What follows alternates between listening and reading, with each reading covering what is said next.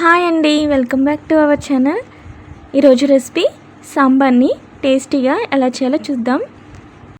ఇంట్లో ఎక్కువ మంది ఉన్నప్పుడు ఏ కర్రీ ఉన్నా లేకపోయినా ఈ సాంబార్ మాత్రం పక్కా ఉండాల్సిందే కదా మెనూలో.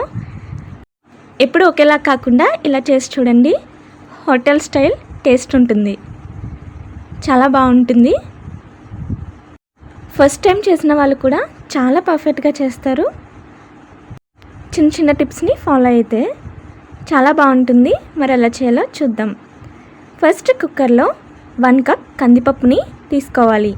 1 కప్ కందిపప్పుకి అదే కప్తో 1/2 కప్ పచ్చిశనగపప్పుని తీసుకోండి. 1 కప్ కందిపప్పుకి 1/2 కప్ పచ్చిశనగపప్పు అయితే కరెక్ట్గా సరిపోతుంది.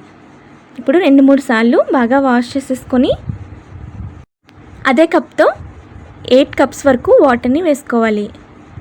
వాటర్ వేసుకున్న తర్వాత కుక్కర్ మూత పెట్టేసుకొని ఒక 5 విజిల్స్ వేయించుకుంటే సరిపోతుంది. పప్పు చక్కగా ఉడికిపోతుంది. పప్పుని ఇలా మెత్తగా ఉడికించుకుంటేనే సాంబార్కి చాలా బాగుంటుంది. పప్పుని ఇంకా మెత్తగా కావాలంటే స్మాషర్తో అయినా స్మాష్ చేసుకోండి. నెక్స్ట్ ప్యాన్లో 2 or 3 టేబుల్ స్పూన్స్ వరకు ఆయిల్ వేసేసుకొని ఆయిల్ హీట్ అయిన తర్వాత 1 టేబుల్ స్పూన్ జీలకర్ర, 1/2 టేబుల్ స్పూన్ ఆవాలు, అలాగే కొద్దిగా కరివేపాకు, ఎండుమిర్చితో పాటు 4-5 వెల్లుల్లిపాయలని దంచుకొని వేసుకొని 1 నిమిషం ఫ్రై చేసుకోండి. తర్వాత చిట్టి ఉల్లిపాయలని వేసుకోవాలి. ఇలా చిన్న ఉల్లిపాయలు వేసుకోవడం వల్ల సాంబార్ టేస్ట్ బాగుంటుంది.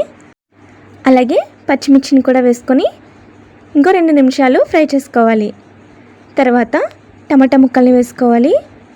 మీడియం సైజ్ 2 టమాటా ముక్కలు అయితే సరిపోతాయి. వాటితో పాటు క్యారెట్ ముక్కల్ని కూడా వేసేసుకొని ఆయిల్లో ఫ్రై చేసుకోవాలి. టమాటా ముక్కలు సాఫ్ట్గా మగ్గిపోతే సరిపోతాయి. అలాగే మీ టేస్ట్కి తగ్గట్టు సాల్ట్ లేదా కల్లుప్పుని వేసేసుకోవాలి. 1/2 టేబుల్ స్పూన్ పసుపు కూడా వేసుకోండి, మంచి కలర్ ఉంటుంది. అంతా కూడా బాగా కలిసేంత వరకు మిక్స్ చేసేసుకోవాలి. ఈలోగా మీ పులుపుకి తగ్గట్టు చింతపండుని కూడా నానబెట్టుకోవాలి. ఒక అరగంట ముందే నానబెట్టుకుంటే చింతపండులో ఉండే పులుపు బాగా వస్తుంది. కూరగాయలు ఒక 50% వరకు కుక్ చేసుకుంటే సరిపోతాయి. వీటితో పాటు ఇంకా మీకు కావాల్సిన కూరగాయలని వేసుకోవచ్చు. తర్వాత కొద్దిగా కారం వేసుకోవాలి. ఒక 1/2 టేబుల్ స్పూన్ కారం వేసుకుంటే సరిపోతుంది. కారం వేసుకున్న తర్వాత కూడా పచ్చివాసన లేకుండా కాస్త ఫ్రై చేసుకోవాలి. నెక్స్ట్ చింతపండు పులుపుని వేసుకోండి. నిమ్మకాయ సైజ్ అంతా చింతపండు అయితే సరిపోతుంది. అంతా కూడా బాగా కలిసేంత వరకు మిక్స్ చేసేసుకోవాలి. చింతపండులో కూడా కూరగాయలు కాస్త ఉడికితే టేస్ట్ బాగుంటుంది. ఇప్పుడు మనం స్మాష్ చేసుకున్న పప్పుని వేసేసుకోవాలి. పప్పునంతా కూడా వేసేసుకొని అంతా బాగా కలిసేంత వరకు మిక్స్ చేసుకోండి. సాంబార్లో ఎప్పుడైనా సరే పప్పు కొద్దిగా మెత్తగా ఉంటేనే సాంబార్ చిక్కపడుతుంది, బాగుంటుంది కూడా. అలాగే మీకు కావాల్సినంత వాటర్ కూడా వేసుకోండి. మరీ ఎక్కువగా వేయకూడదు, పప్పుకి తగ్గట్టే వాటర్ని వేసుకోవాలి. ఇప్పుడు సాంబార్ని మరిగించాలి. సాంబార్ ఎంత బాగా మరిగితే సాంబార్ టేస్ట్ అంత బాగుంటుంది. క్యారెట్ ముక్కలు ఆల్రెడీ 50% ఉడికాయి కాబట్టి మిగతా 50% కూడా సాంబార్ మరిగినప్పుడే ఉడుకుతాయి. ఇప్పుడు బెండకాయలని వేసుకోవాలి. బెండకాయలు ఫస్టే వేసేసుకుంటే స్మాష్ అయిపోతాయండి, బాగా ఉడికిపోతాయి. సాంబార్ని ఎక్కువసేపు మరగపెట్టుకుంటూ ఉంటాం కదా, అందుకు బెండకాయలతో పాటు కొత్తిమీర, అలాగే 1 టేబుల్ స్పూన్ వరకు సాంబార్ పొడిని మాత్రం వేసుకోండి. డైరెక్ట్గా కాకుండా ఇలా ఫస్ట్ పొడిని కొద్దిగా సాంబార్లో వేసుకొని బాగా కలిసేంత వరకు మిక్స్ చేసుకొని అప్పుడు వేసుకుంటే బాగా కలుస్తాయి.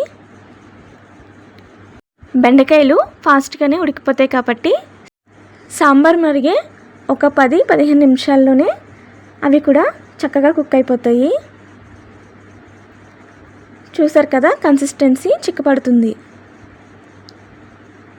ఇలా చిక్కపడుతూ ఉన్నప్పుడే ధనియాల పొడిని కూడా వేసేసుకోవాలి.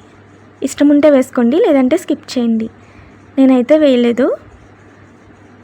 ఒక 10 మినిట్స్ వరకు అలా మరగనిస్తే కన్సిస్టెన్సీ వస్తుంది. అలాగే బెండకాయలు అవన్నీ కూడా బాగా ఉడుకుతాయి.